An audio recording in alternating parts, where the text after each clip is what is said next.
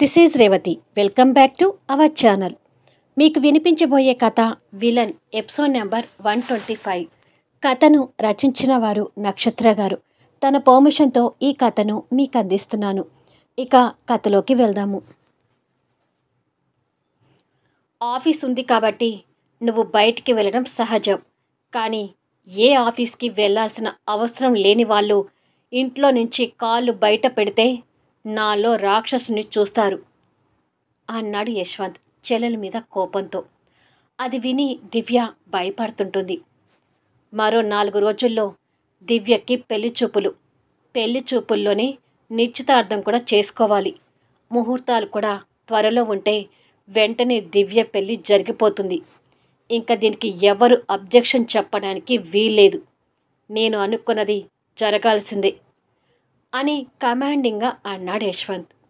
అది విని దివ్య టెన్షన్ పడుతుంటే సంజు కంగారుగా దివ్య వైపు చూస్తుంటుంది. నీ మాటకి అబ్జెక్షన్ చెప్పడం ఏంటన్నయ్య, అలా ఎప్పటికీ జరగదు అన్నాడు ఆదిత్య.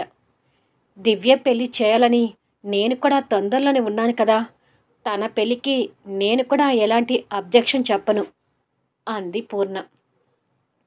యశ్వంత్ వాళ్ళ మాటలు విని తల ఎత్తి దివ్య వైపు చూసేసరికి దివ్య మొహంలో టెన్షన్ యశ్వంత్కి క్లియర్గా తెలుస్తుంటుంది.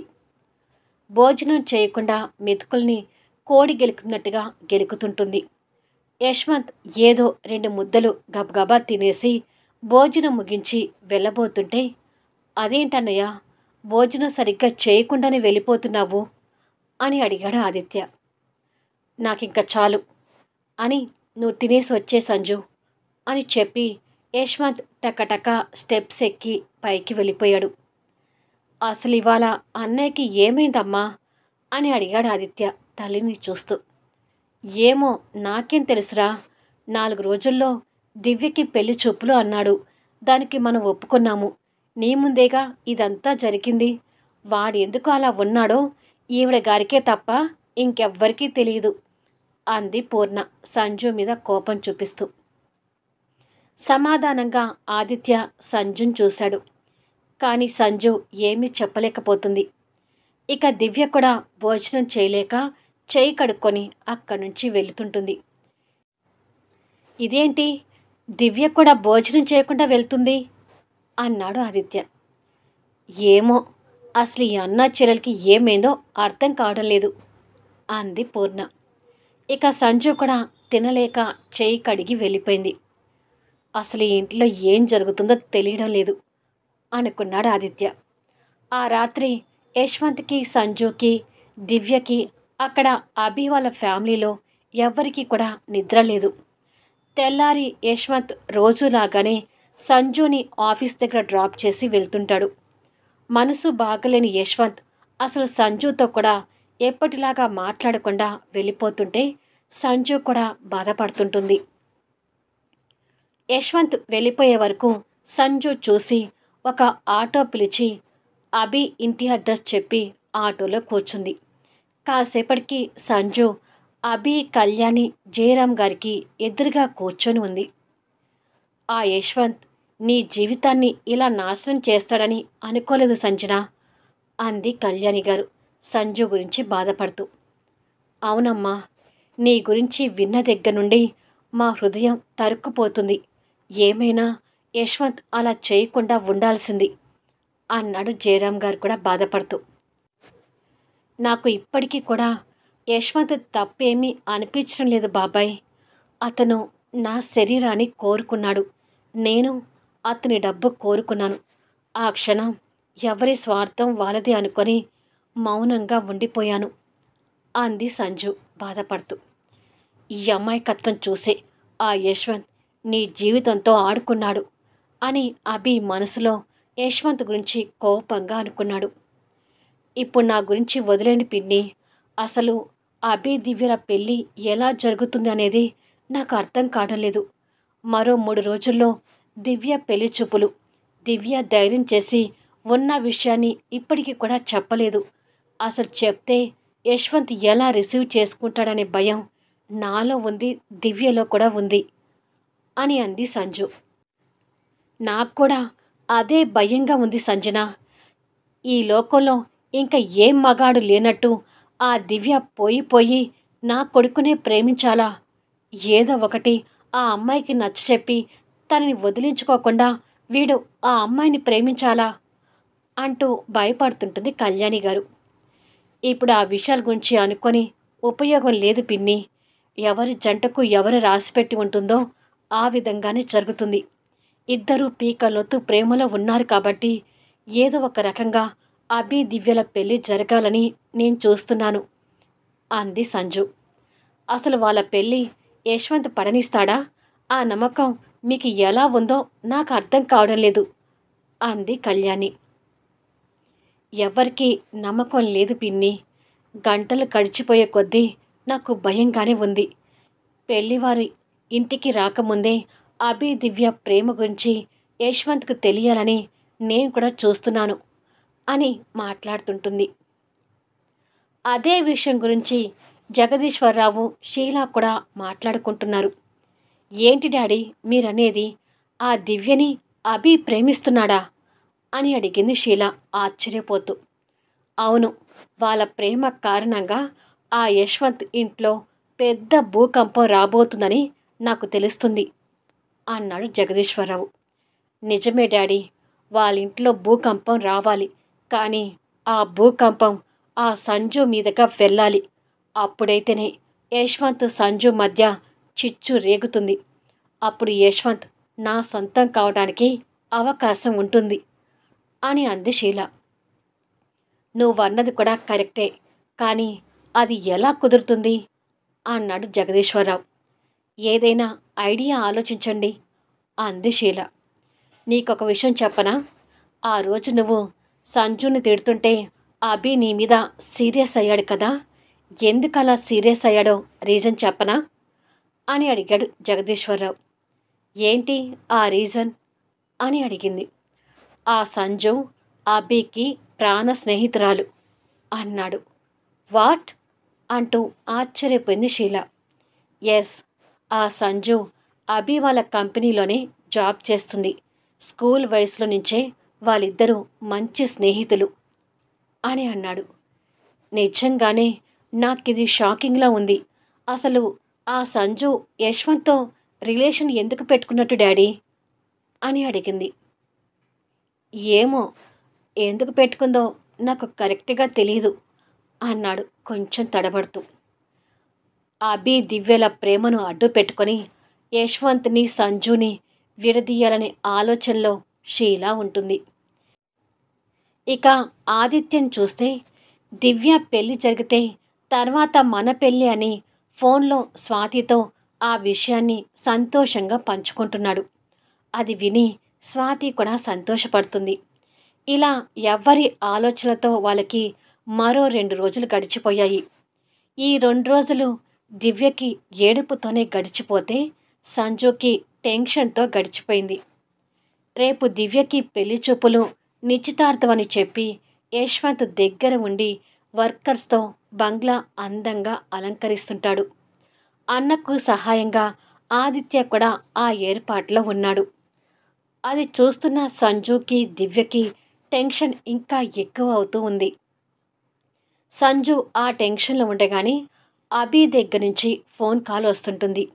యశ్వంత్ కింద బంగ్లా అలంకరణ ఏర్పాటులో ఉండగా సంజు ఆ ఫోన్ కాల్ లిఫ్ట్ చేసి హలో అని అంది. అక్కడ ఏం జరుగుతుంది సంజన అని అడిగాడు అభి. రేపు దివ్యకి పెళ్లి చూపులు నిశ్చితార్థమని యశ్వంత్ ఆ ఏర్పాట్లో ఉన్నాడు. దివ్య ఏమో ఇంకా నోరు విప్పి వాళ్ళ అన్నయ్యకి ఉన్న విషయం చెప్పలేదు అని అంది బాధపడుతూ. ఆ పిచ్చిది ప్రేమ అంటూ నా వెంటపడి నా ప్రాణం తీసింది, కానీ ఇప్పుడు వాళ్ళ అన్నకు చెప్పడానికి మాత్రం భయపడుతుంది అంటూ దివ్య మీద కోప్పడ్డాడు. ఏదైనా మీదకి వచ్చినప్పుడే కదా అభి తెలిసేది. అసలు యశ్వంత్ అయినా నువ్వు ప్రేమించేది ఎవరు అని అడిగితే దివ్య ధైర్యం చేసి చెప్పడానికి చూస్తుంది. అసలు యశ్వంత్ దివ్యకి ఆ అవకాశమే ఇవ్వడం లేదు. కనీసం యశ్వంత్ చెల్లెలతో మాట్లాడాలని కూడా చూడట్లేదు. అందుకే దివ్య వాళ్ళ అన్నయ్యకి చెప్పడానికి భయపడుతుంది అని అంది సంజు. కానీ రేపు ఆ పెళ్లి వాళ్ళు వస్తే యశ్వంత్ పరువే పోతుంది సంజన అన్నాడు అభి. నేను ఆ విషయం గురించే కంగారు పడుతున్నాను. వాళ్ళు రాకముందే దివ్య ప్రేమించేది నిన్ను అని యశ్వంత్కి తెలియాలని చూస్తున్నాను అని మాట్లాడుతుంటారు. ఇక్కడ ఆదిత్య యశ్వంత్తో ఏర్పాట్లు చూసుకుంటూ, అన్నయ్య, దివ్య నిశ్చితార్థం కూడా రేపే అంటున్నావు కదా, రేపు స్వాతిని ఇన్వైట్ చేయనా అని ఆశగా అడిగాడు. అసలే బాధలో ఉన్న యశ్వంత్ తమ్ముడు అలా అడిగేసరికి టెన్షన్ పడుతూ, స్వాతిని ఇప్పుడు ఇన్వైట్ చేయటం ఎందుకు, ఇప్పుడేమీ అవసరం లేదు అన్నాడు. అంటే తను మన ఇంటికి రావాలని ఇంట్రెస్ట్ చూపిస్తుంది అన్నయ్య అన్నాడు ఆదిత్య. చెప్పింది విను ఆదిత్య, ఇప్పుడే స్వాతి మన ఇంటికి రావటం నాకు ఇష్టం లేదు. ఇక ఈ విషయం గురించి వదిలేయ్ అని తమ్ముడికి సీరియస్గా చెప్పాడు.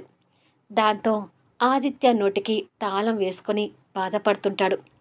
మళ్ళీ తమ్ముడు బాధని చూడలేక ఆ క్షణం తమ్ముడు బాధ పోగొట్టడం కోసం, దివ్య పెళ్ళి తొందరలో పెట్టుకుందామని చెప్పాను కదా, అప్పుడు ఇన్వైట్ చేద్దులే అంటూ ఏదో చెప్పాడు. సరే అన్నయ్య అన్నాడు ఆదిత్య చిన్న స్మైల్తో. వేరే విషయాల గురించి ఆలోచించకుండా ఏర్పాట్లు చూడు అంటూ చేతిలో ఉన్న పూలమాలలు ఆదిత్య చేతికిచ్చి యశ్వంత్ అక్కడి నుంచి వెళ్ళబోతుండగా ఎదురుగా దివ్య కనిపిస్తుంది. చెల్లెల్ని కోపంగా చూసి పక్క నుండి వెళ్ళబోతుండగా, నన్ను కొంచెం మాట్లాడనివ్వన్నయ్యా అంది దివ్య. చెల్లెలు మాటతో యశ్వంత్ అడుగులు అక్కడికి ఆగిపోయాయి. దివ్య మాటలు వింటూ సంజు, పూర్ణ కూడా అక్కడికి చేరుకున్నారు. దివ్య అలా బాధపడటం ఆదిత్య ఆశ్చర్యంగా చూస్తున్నాడు. యశ్వంత్ కోపంగా చెల్లెల వైపు తిరిగి, ఏం మాట్లాడాలి అని అడిగాడు. నువ్వు చూస్తున్న సంబంధం నాకు ఇష్టం లేదన్నయ్యా అంది ధైర్యాన్ని కూడకట్టుకుంటూ. చెల్లెల దగ్గర నుంచి అవే మాటలు ఎక్స్పెక్ట్ చేసిన యశ్వంత్ కోపంతో గట్టిగా కళ్ళు మూసుకున్నాడు. దివ్య మాటలు మాత్రం ఆదిత్యకి, పూర్ణకి ఆశ్చర్యంగా ఉంటే, సంజు మాత్రం తను ఏం చెప్తుందో, తర్వాత యశ్వంత్ రియాక్షన్ ఏంటా అని టెన్షన్తో కనిపిస్తుంటుంది. అన్నయ్య చూసింది మంచి సంబంధమే కదా దివ్య, అన్ని విధాలుగా మనకు తగిన సంబంధమే కదా, ఎందుకు ఇష్టం లేదంటున్నావు అంటూ ఆదిత్య దగ్గరికి వచ్చి అడిగాడు. రేపు పెళ్లి చూపులు నిశ్చితార్థం పెట్టుకొని ఇప్పుడు ఇష్టం లేదు చెప్తున్నావేంటే అంటూ పూర్ణ కూడా కూతురి మీద సీరియస్ అయింది. ఇది నా భవిష్యత్తుకి సంబంధించిన విషయం. ఇప్పుడు నేను ధైర్యం చేసి చెప్పకపోతే నేను జీవితాంతం బాధపడతాను. నేను ఒకరిని ప్రేమిస్తున్నాను, అందుకని ఈ సంబంధం నాకు ఇష్టం లేదని చెప్తున్నాను అంది తడబడుతూ. అది విని యశ్వంత్ కోపంతో మౌనంగా ఉన్నా పూర్ణ, ఆదిత్య మాత్రం షాక్ అవుతున్నారు. ఏంటి నువ్వనేది? నువ్వు ఎవరినో ప్రేమిస్తున్నావా? మరి ఇన్నాళ్ళు ఈ విషయం ఎందుకు చెప్పలేదు? మీ అన్నయ్య ఈ పెళ్ళికొడుకు ఫోటో నీకు ఎప్పుడో చూపించాడు కదా అని అంది పూర్ణ కంగారు పడుతూ. అవును దివ్య, నీ మనసులో ఎవరైనా ఉంటే అన్నయ్యకి ఎప్పుడో చెప్పి ఉండాల్సింది. ఇప్పుడు నీకు పెళ్లి చూపులో నిశ్చితార్థానికి ఏర్పాట్లు జరుగుతుంటే ఇప్పుడు చెప్తున్నావేంటి అంటూ ఆదిత్య కూడా దివ్య మీద కొంచెం సీరియస్ అయ్యాడు. ఇప్పుడైనా చెప్తున్నాను కదా, దయచేసి ఈ ఏర్పాట్లు ఆపండి అంది దివ్య ధైర్యం చేస్తూ. చెల్లెలు మాటలకి యశ్వంత్ కోపంగా పిడికిలి బిగిస్తున్నాడు. యశ్వంత్ కోపాన్ని చూసి సంజు ఇంకాస్త టెన్షన్ పడుతుంటుంది. దివ్య అలా అనడం చూసి పూర్ణ, ఆదిత్య కూడా యశ్వంత్ వైపు కంగారుగా చూస్తున్నారు. అన్నయ్య ప్లీజ్, నేను హ్యాపీగా ఉండటమే కదా మీకు కావాల్సింది. నువ్వు చూసిన సంబంధం కంటే నేను ప్రేమించిన అతన్ని పెళ్లి చేసుకుంటేనే నేను హ్యాపీగా ఉంటాను. కొంచెం నా బాధని అర్థం చేసుకో అన్నయ్య అంది దివ్య కన్నీళ్ళు పెడుతూ. అది విని యశ్వంత్ చెల్లెల వైపు కోపంగా చూస్తూ, నేను నీకు నిశ్చితార్థం జరిపించబోయే అబ్బాయి పూర్తి డీటెయిల్స్ ఇచ్చాను కదా. నువ్వు ప్రేమించిన ఆ వ్యక్తి కంటే నేను చూసిన వ్యక్తి ఎందులో తక్కువో చెప్పు. అప్పుడు నీ ప్రేమ గొప్పది అని నేను ఒప్పుకుంటాను అని అన్నాడు.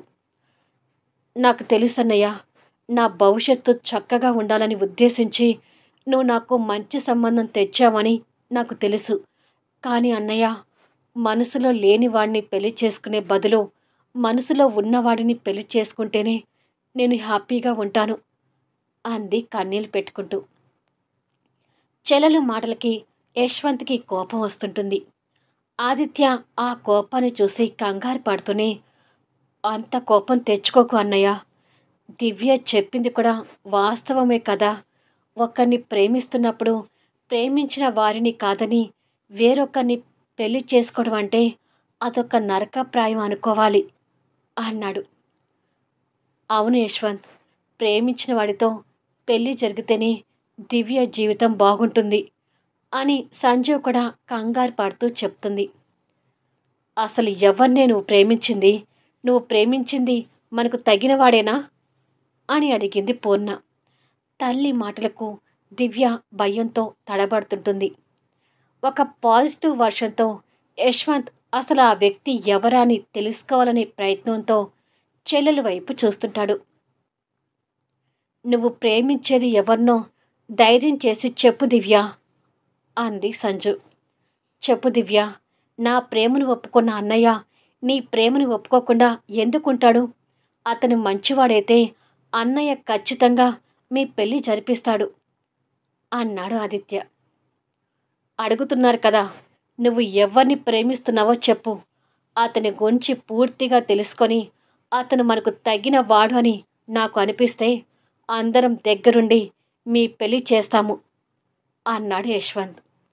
దివ్య ఆ విషయం చెప్పడానికి వణికిపోతూ, నేను ప్రేమించేది అభిని అని ఒక్కొక్క పదం తడబడుతూనే చెప్పింది. ఆ పేరు విన్న యశ్వంత్కి దిమ్మ తిరుగుతూ అగ్నిపర్వతం బద్దలవుతుంటే ఆదిత్య, పూర్ణ షాక్ అవుతుంటారు. మళ్ళీ నెక్స్ట్ వీడియోలో కలుద్దాం. ఇప్పుడు యశ్వంత్ రియాక్షన్ ఏంటి? పెళ్లి చూపులు జరుగుతాయా, క్యాన్సిల్ అవుతాయా? అభి దివ్యల జీవితం ఏం కాబోతుంది? కథ నచ్చితే దయచేసి లైక్ చేయండి, కామెంట్ షేర్ చేయండి, సబ్స్క్రైబ్ చేసుకొని ఛానల్ షేర్ చేస్తూ సపోర్ట్ చేయండి. Thanks for listening.